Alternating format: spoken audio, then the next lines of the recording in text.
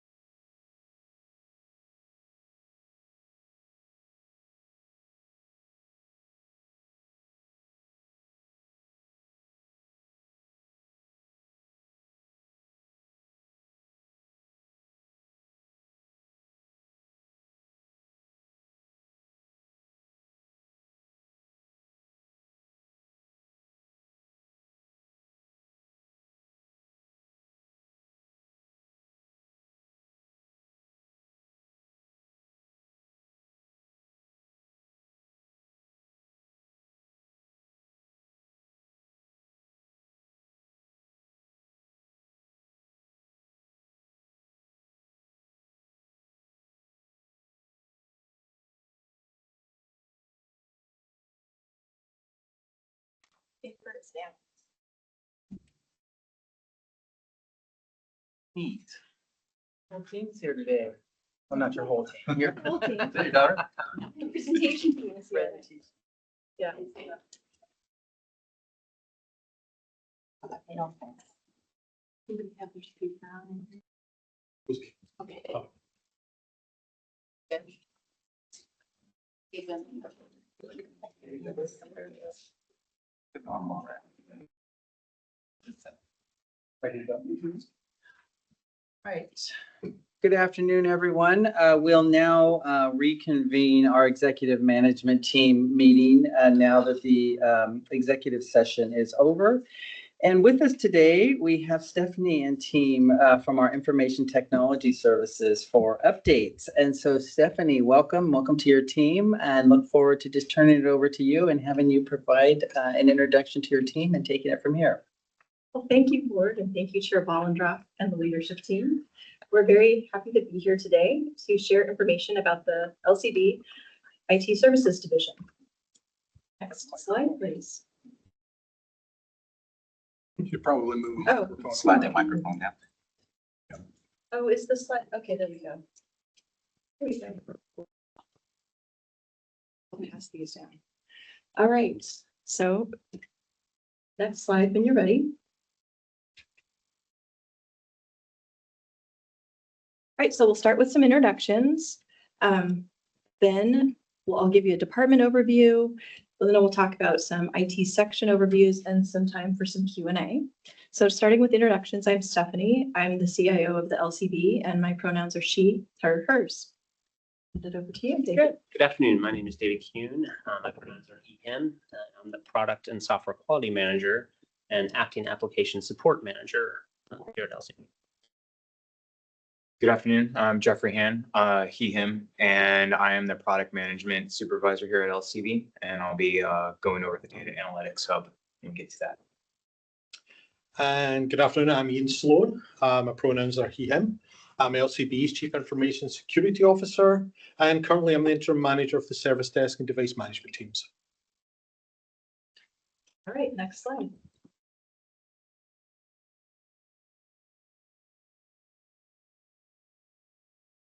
Well, what we do is we collaborate with customers at every step to discover what matters, design what works, and deliver secure, high-quality solutions that help our customers succeed.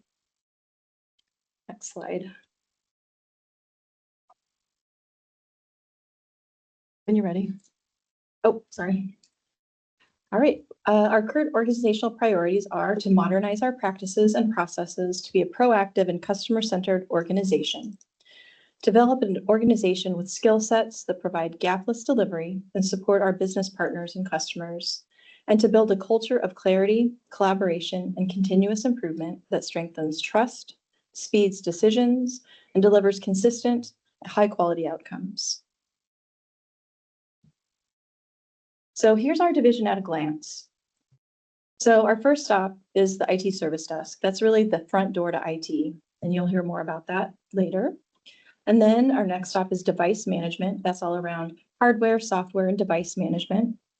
And then application support. And we have 2 application support teams, so you hear distinctly from each of them. IT infrastructure around networks, servers, and cloud services. Cybersecurity, protecting our data and our systems. And product and software quality management around enterprise planning and service delivery. Next, when you're ready. This next picture we just took just a couple of weeks ago when we were all together having the IT all-staff meeting. Most everyone is pictured here, but it was really important. Everybody wanted you to see who's here to support our customers. Next slide. So our department is comprised of 47 FTEs. We currently have 5 vacancies that we're actively recruiting to fill. And as of 6:30, the only contracted support that we'll have is Accenture to support Leads, our biggest application, through September of 2026. Some facts about our department is that we support over 250 applications, business systems, and related services. We also support an infrastructure with over 300 servers, 90 firewalls, routers, and switches, and we manage over 60 integrations between internal systems, vendor solutions, and other agencies. So we are a small but very mighty team. Now I'm going to hand it over to Ian to talk about the service desk. Okay, great. So our service desk here at LCB operates on a structured, disciplined workflow designed to keep the agency productive and resilient. The workflow begins with ticket submission. This is the intake point for all technology needs across the organization. Staff can contact us by phone or through the self-service portal. Every request is logged and prioritized, giving us full visibility into trends, emerging issues, and operational impacts. Once the ticket's received, it's triaged and prioritized. We assess severity, business impact, and urgency. High-risk incidents such as outages or leads disruptions are immediately routed to the appropriate technical team. Routine requests are scheduled and handled efficiently. This structured approach ensures consistency, fairness, and rapid response across all divisions. For issues that require deeper technical expertise, we rely on a defined escalation process. Our tiered model moves tickets from Tier 1, Tier 2 to Tier 3 based on issue complexity. This prevents bottlenecks and ensures the right specialists are engaged and maintains clear communication with staff throughout the resolution lifecycle. The final component is our knowledge base. This resource empowers employees to resolve common issues independently through how-to guides, FAQs, and troubleshooting articles. Expanding this library reduces downtime, improves user confidence, and allows the service desk to focus on higher value work. Together, these elements form a reliable, transparent, and accountable support system. They strengthen operational resilience, improve customer service across the agency, and ensure that our technology environment remains stable, responsive, and aligned with business needs. Next slide, please. Our service desk is a critical operational hub for the agency, supporting both internal and external lead users. The data shown here highlights the scale, consistency, and reliability of the team's work. We manage, on average, 210 tickets per week, which reflects a steady and predictable demand for support. Roughly 80% of these requests come from external lead users, leads being our external licensing portal, while 20% originate from internal agency staff. This distribution underscores the dual role the service desk plays, supporting both our internal operations while also serving as a frontline resource for thousands of external stakeholders who rely on leads for licensing. In addition to ticket handling, the team performs daily testing of all agency main conference rooms. This proactive work ensures meeting spaces remain fully functional and reduces disruptions to business operations. This also supports the agency's increased reliance on hybrid collaboration tools. As already noted, the service desk is the agency-wide first point of contact for all IT issues, ensuring every incident is captured, tracked, and routed appropriately. For Leads portal users, we serve as the initial support channel for access and certain portal navigation questions. Finally, we act as the central point of contact for incidents, providing a single consistent intake path that strengthens accountability and accelerates resolution and centralizes incident documentation. Collectively, these functions demonstrate a disciplined, customer-focused operation that supports both the agency's mission and the broader community we serve. The service desk reliability, responsiveness, and structured processes continue to reduce downtime, improve user experience, and reinforce the stability of our technology environment. Next slide, please. And this brings us to device management. Device management is one of the foundational functions that keeps our agency productive, secure, and operationally stable. The workflow shown here reflects an end-to-end approach that ensures every device issued to staff is configured correctly, maintained consistently, and supported throughout its lifecycle.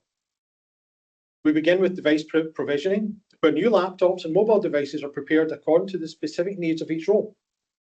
This includes applying the correct security settings, access profiles, software and hardware configurations so employees can be productive from day one. Software imaging is where we create a standardized operating system image with pre-installed enterprise applications, ensuring consistency across the agency. This reduces compatibility issues, strengthens security, and accelerates deployment. It also allows us to maintain a predictable environment that supports compliance and simplifies troubleshooting. The team also carries out application deployment. Applications are packaged and deployed in a form that allows them to be installed whether you're working from home or directly on the state network. Peripheral setup. Monitors, docking stations, printers, and other accessories are connected, tested, and validated. This step is essential for ensuring that user endpoints function as a complete, integrated system rather than a group of isolated devices. It directly impacts staff efficiency and reduces the likelihood of early stage support incidents. The final component is ongoing maintenance. Throughout the life cycle of each device, we manage patches, updates, repairs, and replacements. This proactive approach protects the agency from vulnerabilities, extends hardware longevity, and ensures staff have reliable tools to perform their work.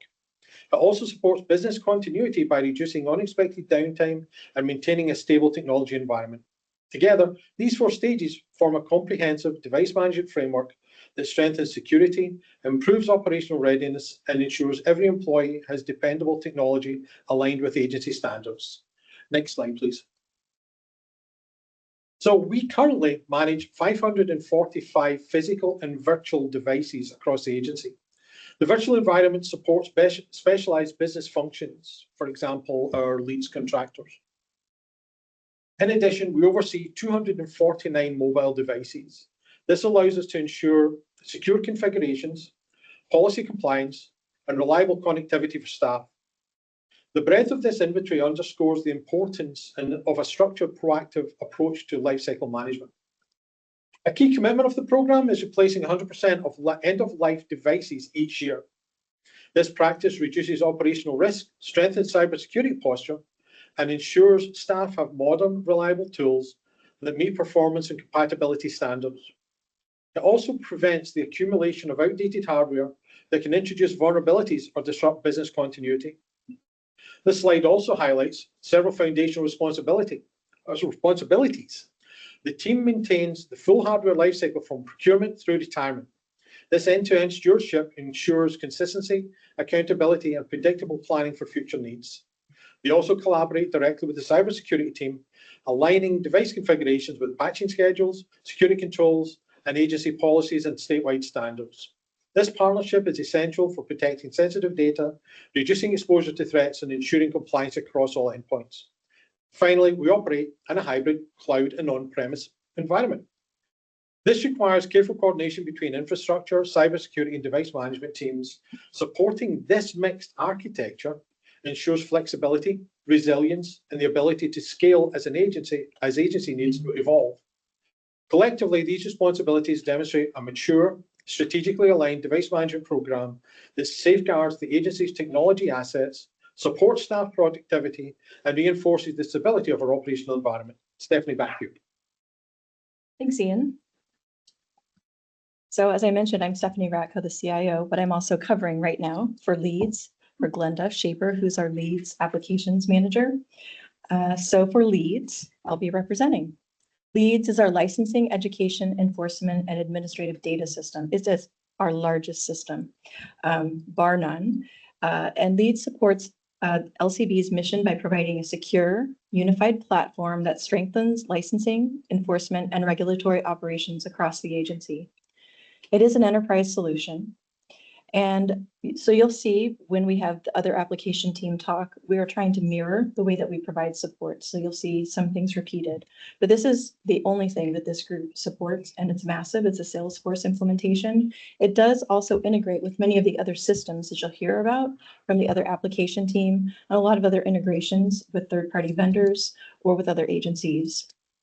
The support model for this team provides dedicated application support subject matter experts for this system and cross-team support that ensures the fastest incident resolution.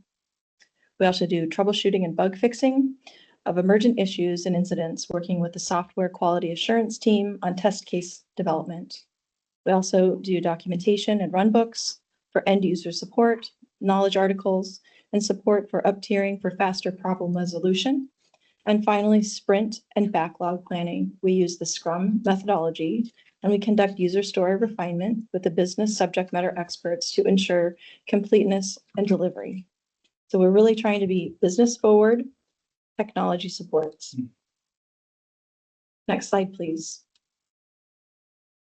So this is the leads team. There's three team members that are not pictured, but it's a small but mighty team. This system supports 66 business processes. And the average number of unique portal users each month is approximately 5,170. It's a busy portal. And the number of system defects or changes that we've implemented since the second release of leads in March of 2025 is 667.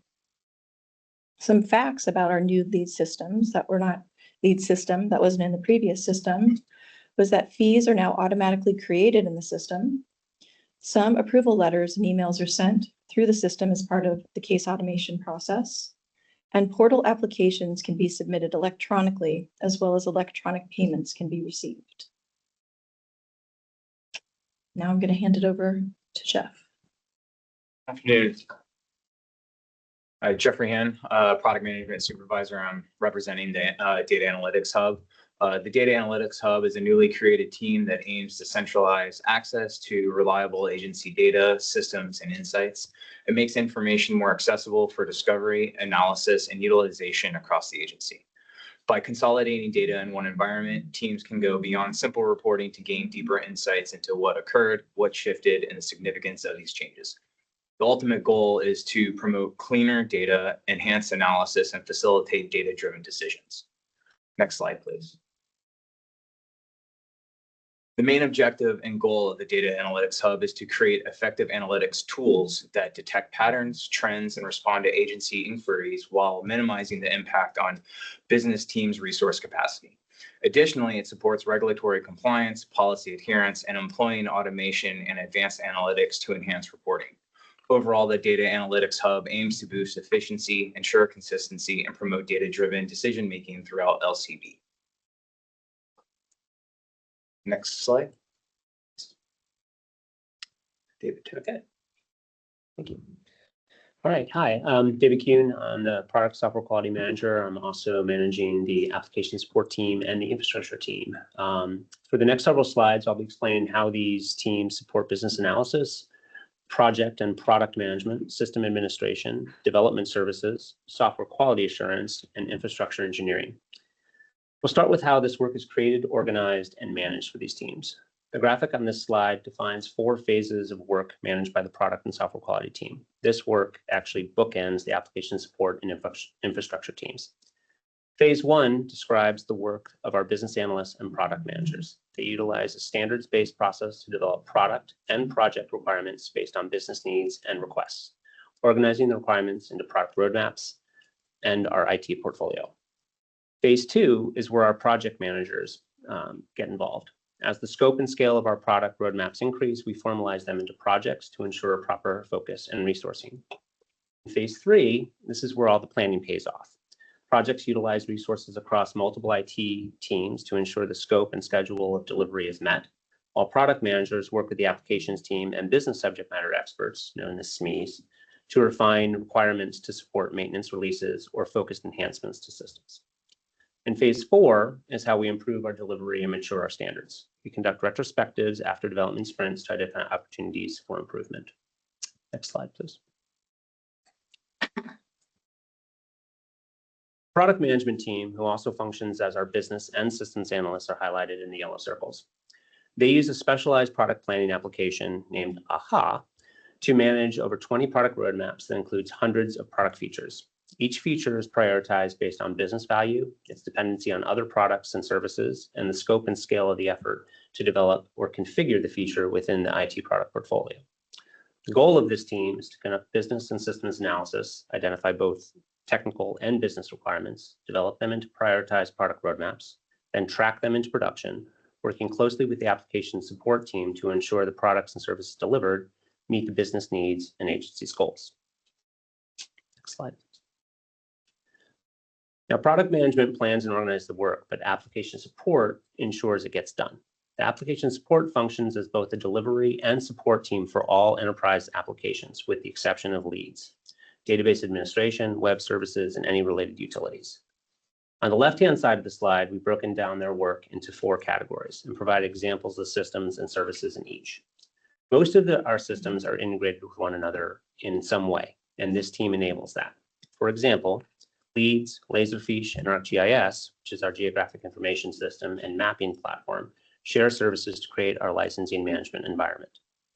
This team applies a comprehensive support model to ensure all services and systems across our 4 system categories are maintained and documented in accordance with product roadmaps and project plans, as well as fielding escalated incidents submitted through the service desk. The support model culminates in sprint planning and backlog management, resulting in enhancements to existing services or new services that can be maintained for the long term. Next slide. The application support team, also highlighted in yellow. Next slide. There you go. Thank you. All right. The application support team, who are also highlighted in yellow, keep all the systems listed on the previous slide available to agency staff, external partners, and our customers. They support hundreds of scripts, utilities, and code that support the integration of our systems and databases to keep the flow of information available 24 hours a day. To do all this, they must split their time between development and configuration of new products and service features while ensuring applications and services being used by business are functioning correctly. To organize the escalated service desk tickets and product roadmap features ready for development, they utilize Azure DevOps to manage the workload. Next slide.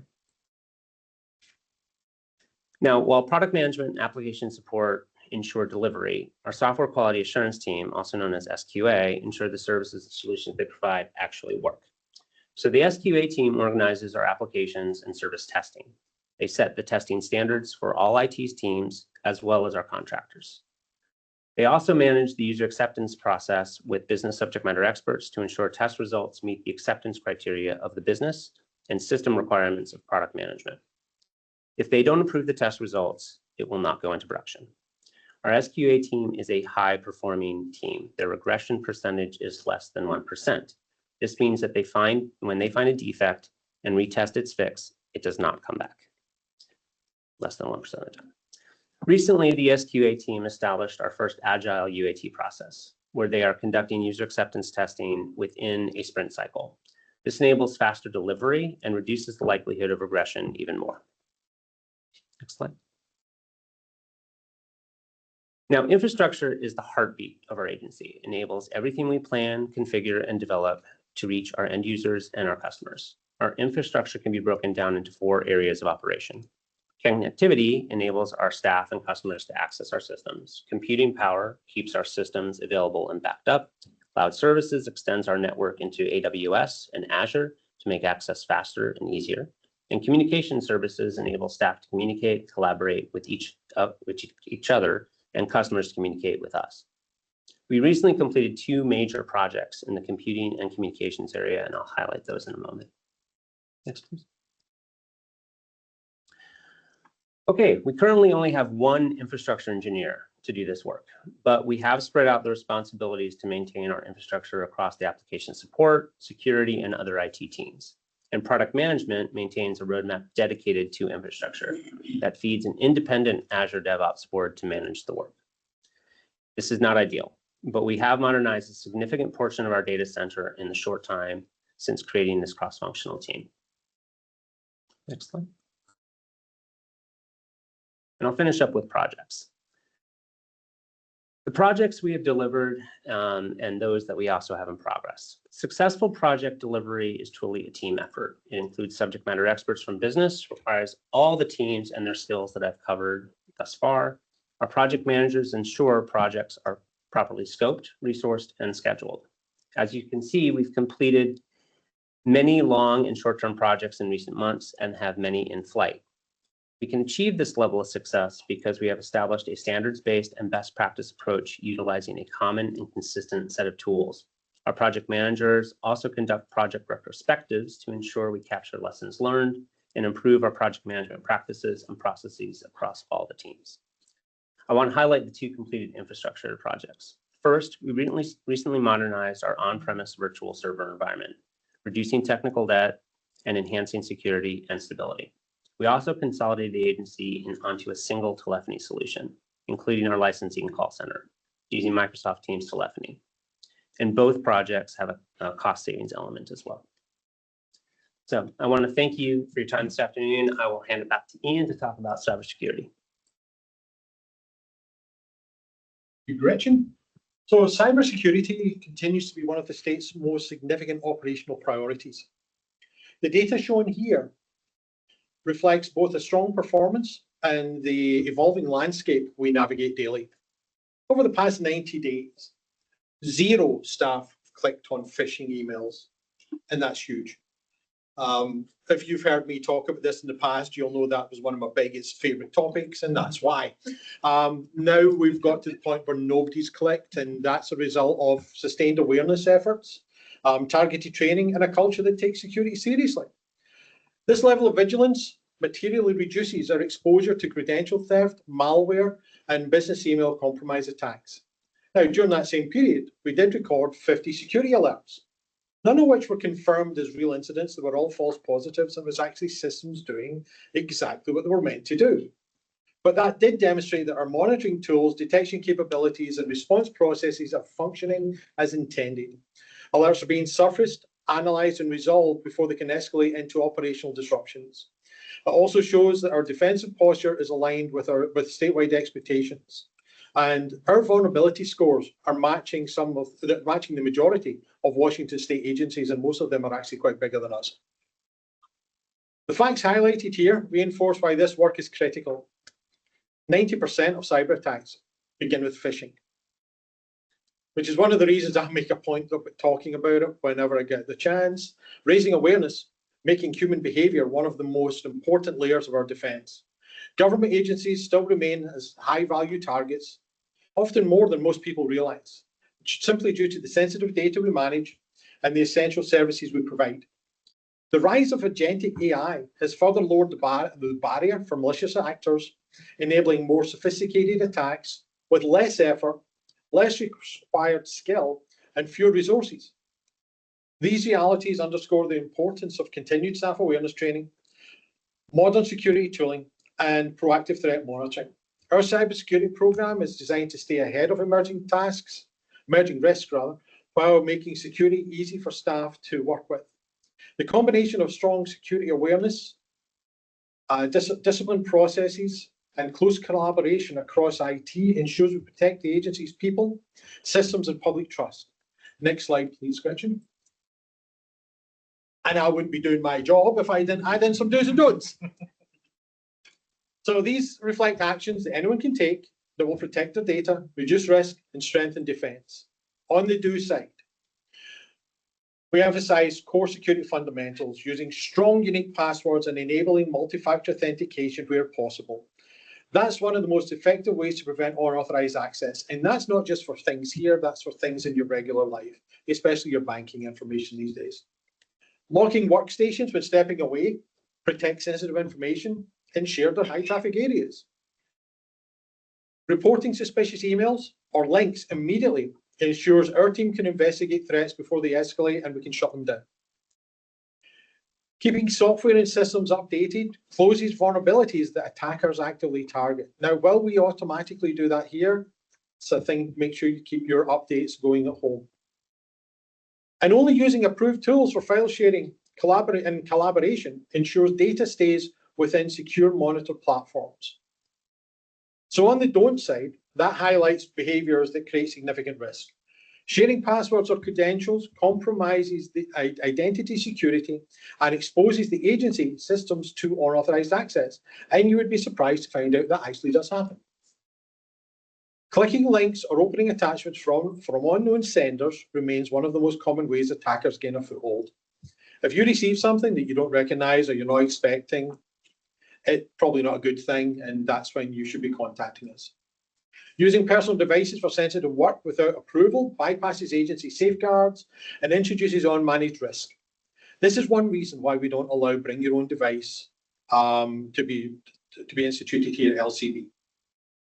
Ignoring security alerts or training requirements actively weakens our collective readiness. If you are out of date on your cybersecurity awareness training, it's probably a good idea to go do it, or Janita will get upset. And storing sensitive data on clouds in cloud services that are not approved removes it from our protected environment. So there have been requests in the past to use stuff that is not approved for within the state, and we've had to stop people from using them, even if it's for legitimate business use. These guidelines are simple, but they are powerful when consistently followed. They reduce our likelihood of incidents, strengthen our cybersecurity posture, and support a culture where security is part of everyday operations. And when something doesn't feel right, contact the IT service desk. That's going to ensure staff get the right guidance before a mistake becomes a breach. And with that, I'll hand it back to Stephanie to wrap up our presentation. Thanks, Ian. So that was our comprehensive look at your ITS department. We were very excited to be able to share everything that we've been doing to serve you and the public. And so now it's time for any questions you might have. Thank you so much. Appreciate the update. I will open it up for any questions from either board members or other members of the executive management team. Sure, I'll ask something. Okay. I don't know if we'll be able to hear me online. My voice is ringing today. Yeah. So a couple of questions that I had on the SQA sets. You said that the IT establishes the standards for the agency. Does that usually mirror WATEC, or do we have like better or higher standards than what we see on the state enterprise system? Yeah, all of our SQA standards comply with WATEC policy, but I guess my question is, do they go beyond? yeah, we kind of go through on a pretty regular basis, update our SQA standards to best practice across multiple industries. So we look at standards related to accessibility, CGIS. We are casting the net far and wide to say, okay, how do we create a testing standards that will meet all of the needs of all of our applications. And Thanks. we do define them for the product as well. So the product might change how we test as well. Exactly. Yeah. Yeah, just working with IT over the last year in particular with our public facing dashboards, I think that, that's been a great working relationship and it's good to understand. And before I ask my next question, I'll just say this was a good presentation. I've been here a long time and I didn't know enough as much as I do today about IT. So that was really great. I did have a question. What quantifies a security alert versus just a threat or something like that? Alerts are notified up through a platform we use called BlueVoint. We use that through WATEC. We have a log management system. Everything that happens gets centralized into this, and BlueVoint runs in the background and pulls out things that, this isn't right. This matches this criteria that makes this an alert, and that's built into it. And then it emails us and says, hey, you guys might want to look at this thing. And we go look, and as I say, recently the thing we've had most is from EasyVista, our ticketing system, because it's pulling information about our internal users. And it says, that's living off the land attack. So it's going to pull and it's going to alert us and going to tell us. But it's all baked into stuff we get through WATEC. Thank you. Thank you, Brian. I think this one's for Ian. So I'd echo what Justin said about the presentation. It was great. A lot of the people I didn't, I've seen so many around that I wish I get to knew them exactly by name. I'm going to make a point of that at the next get together we have. But I think this one's for you, Ian, is that with all the contacts that are coming into the service desk, for the people that are calling in for 1776, I know you guys aren't a call center, but do you have stats for how many are picked up on the call in or targets for when you can get back to people if someone doesn't reach? I would be the expectation around that would be to call ASAP. That's all I can give you, because they are getting a large volume of calls. Right now, there's only 3 people handling that because one of our service desk staff got promoted up into the device management team. So we're one short. So 210 active tickets a week that are being called in. That's including the external calls, calling those people back. They're building up a ticket for them. Plus, we're getting emails down from the people in the licensing team to help people with portal issues. But I don't have numbers on that at the moment. But we will soon. Yes. So it's one of the projects that's underway that David mentioned, which is the RISE project, which is reinventing the IT customer experience. So we are listening to all of our business customers, what's working, what could be going better. So we'll re-engineer our business processes and then retool our system, Easy Vista. And now that we're all on Teams telephony, we'll be able to gather all of those stats more effectively. So starting in September, we should have that level of detail. That's great. I just saw the number of contacts. Sure. I referred a leads user into that the other day, and I was going, I hope it's not into the black hole that someone's going to get them, but I believe you got back right away. But I would say for our leads phone calls that we do get, those calls take sometimes between 15 and 20 minutes per caller. So they're not short phone calls. So it's possible because as Ian mentioned, there's 3 people that are available as we're down a couple of people. That they might go to voicemail, but the team is right on top of getting back to returning folks' calls as soon as possible. Great, thanks. Just one thing. I think a recipient of all those peripheral devices and the devices that y'all are managing across the state, kudos to the team because there are a lot of mobile devices that are in my team for sure. And I know across the rest of the agency and they're dispersed. It's gone really well, at least from my notice over the last 14 months of being a customer. And thank you for sharing this information because I did not know all of there's a lot behind just that basic IT request, just that basic request to get some software done or updated. There is a very, very regimented process, like Justin said, that I just wasn't aware of that I appreciate hearing today. Would love to share it with the team. And then lastly, obviously the communication on Fish is working because I caught that, like not one person with the dispersed team we have clicked on one of those emails lately. That's actually a win for the team. I want to be able to share. So good job. Absolutely. Well, thank you for that. And just also know, we're not at the percentage levels that we'd love to be at right now. So there's always opportunity for improvement. And that's part of the RISE project to help us take us even up new levels. So you'll hear more about how we're improving our customer service to you in the months to come. It's great. Thank you. Any other questions? Okay, well, I'd like to end with a couple of comments. So first of all, I echo what you've heard from the other executive management team members in that it was great to have you here. I learned a lot in the presentation. I also loved highlighting individuals because one of the pleasures of being part of the board is getting to know staff. So having you guys come today, be a part of this presentation in person, up to several months ago when we made this transition, not even everybody sitting in this room participated in this meeting. And so having Stephanie consistently be a part of and then having staff come has been extremely valuable and eye-opening for me. I had a couple of questions. I had no idea about the number of tickets per week that you guys handle. It's impressive. And I also tend to forget about the external part of the work that you do in recognizing today that only 20% of those tickets are internal and the vast majority are from external is amazing. I wanted to ask questions that have to do with coordination with the rest of the state and the infrastructure at the state level and our IT. And Stephanie, I'm going to direct these to you and you can hand them off to any one of your team. So the first question is specifically that. How do we coordinate with the rest of the state and the state efforts and initiatives and things that are happening and make sure that the LCB is in compliance with and or driving in certain situations or coordinating with the rest of the state?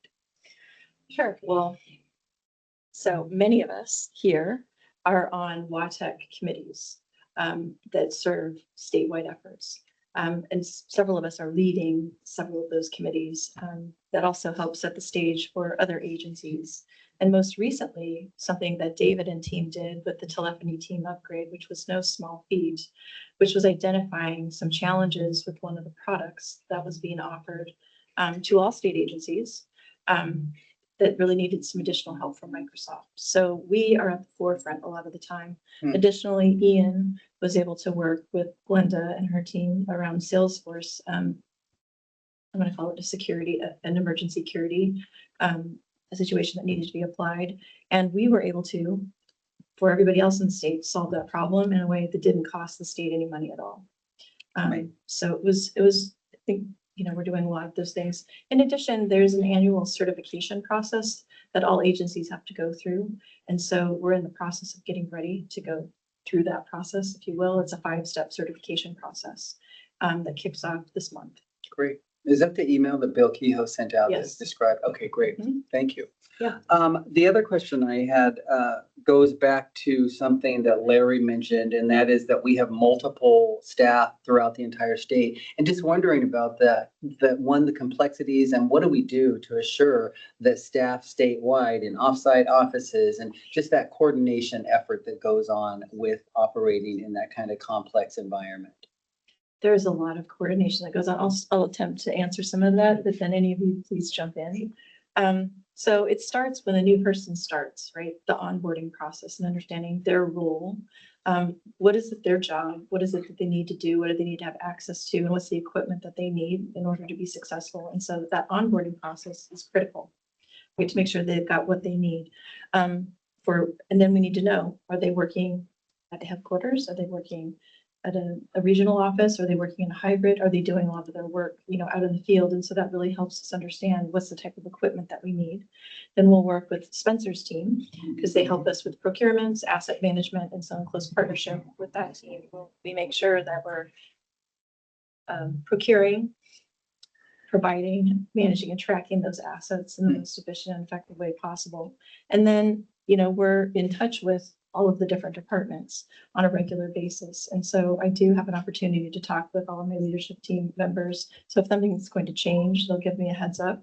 And in turn, I'll give my team a heads up so we can be best prepared for any sort of changes.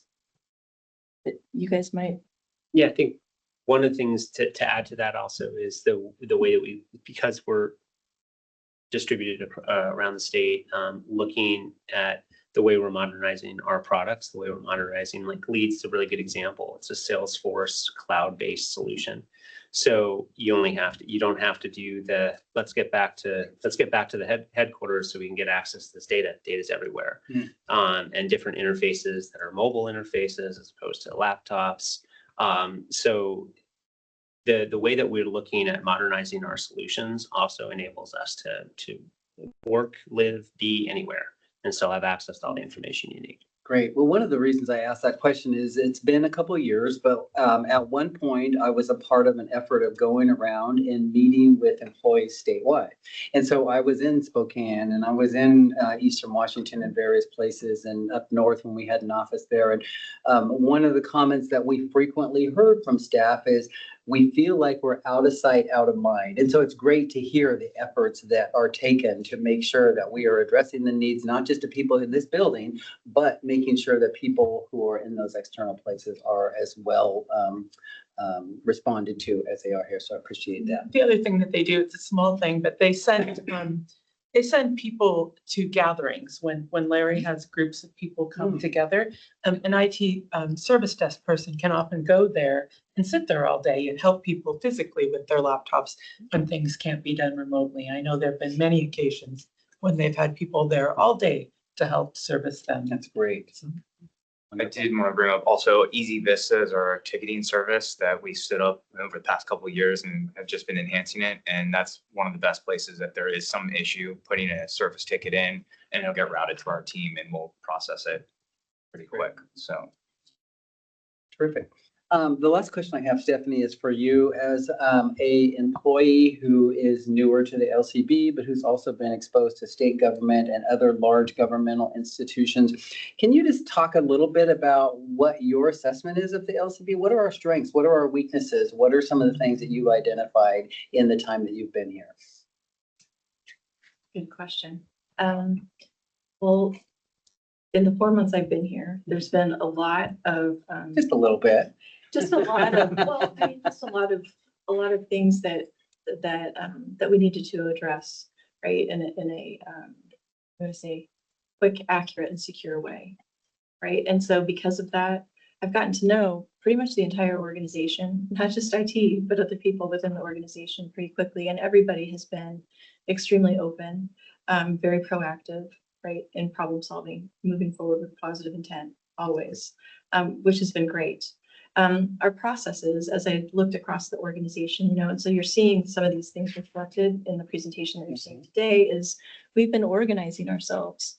I mean, they already knew what they were doing, but we just needed to better organize ourselves internally for cross collaboration. And so those are some of the things that we've been actively working on since I've arrived. But I would say that, you know, just in what I mentioned to you earlier, that we are very proactive and actually leaders within the state on a lot of different things. As a medium-sized, I mean, sometimes people say you're a small organization, we're medium. And I think a medium-sized agency is the perfect agency to be as efficient and effective in the state of Washington, because you have just enough momentum to keep things moving along. So yeah, it's been great so far. Great. Well, thank you for that. And, you know, speaking on behalf of just myself and not the other board members, I want to be a support for you guys, recognizing that we are not in operations. We stay in the policy lane of the work of the LCB. But an example of the board making the decision to shift how we do these meetings is a way to provide you support so that you have direct access to the board. And so you're always welcome to reach out individually, but really appreciate the presentation today. Thank you for your work. Thank you. All right. Well, that takes us to our final agenda item, which is a roundtable and any final board inquiries. So I'll start with a roundtable. Anybody on the executive management team in the room have anything they want to add today? You know, just real quick. So first of all, Larry, thank you to your staff for the last few weeks and the World Cup, which has been a gigantic topic here in the state of Washington. I was able to participate last week and then on Monday. And so there's kind of the teaser is that we're going to come back and we're going to do some debriefing internally, and then we're going to come back at a caucus and have a conversation about what we've learned and how we think we can do better. So, but thank you to you and your staff. No, I'll give Becky credit. We started with a good foundation, right? The outreach process, a lot of the prep and the planning process. And I think the board who visited some of the venues and the events, we learned some things, some good things to share, some wins, and then I think some ways to shape this going forward so that we still have the kind of environment we want to move. But I'm glad that we had so many people out to visit in it. We got an opportunity to get you out to the stadium and link up with some other folks, but it was a good event, and we're looking forward to statewide feedback because we had Seattle was an area of focus, but we've got things from Spokane, from Cowlitz, from up north that we can also share that probably paint the full picture. So it was a good event. I just want to echo that and thank you for bringing that up. I went to one game. I attended almost every fan zone in the Seattle area and others that were not designated fan zones.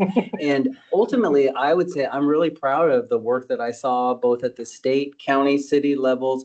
I didn't get to interact with any of our staff in those venues, but I did see a lot of signage. I took photographs of the signage. I saw how there were efforts made to keep people in specific areas. I saw areas of concern, frankly, that I think we can tighten up as we have further discussions. And I look forward to having that come back to the board at a caucus meeting where we debrief it a little bit. But I think that the state should really celebrate a well-run World Cup and 15-15 implementation. And Becky, to your team, and Larry, to your team in particular, who are out there on the front lines, great job. So thank you for bringing that up. All right, any other comments or inquiries from anybody online? Have anything? All right, seeing none, any board inquiries? Board Member Holmes, Board Member Garrett. Board Member Holmes? Love the presentations today. If this is the roundtable part, I wanted to report I had an excellent meeting yesterday with Jason Kilmer. A good hour of going over some hard data. Really appreciated his time and learned a lot. So Yeah, we've come off a really busy time. Great job, team. Really appreciated hearing everything today. All right. Seeing nothing else, that concludes our executive board, our executive management team meeting for Wednesday, July 8th. The meeting is adjourned. Thanks, everyone. Have a great day. Yeah.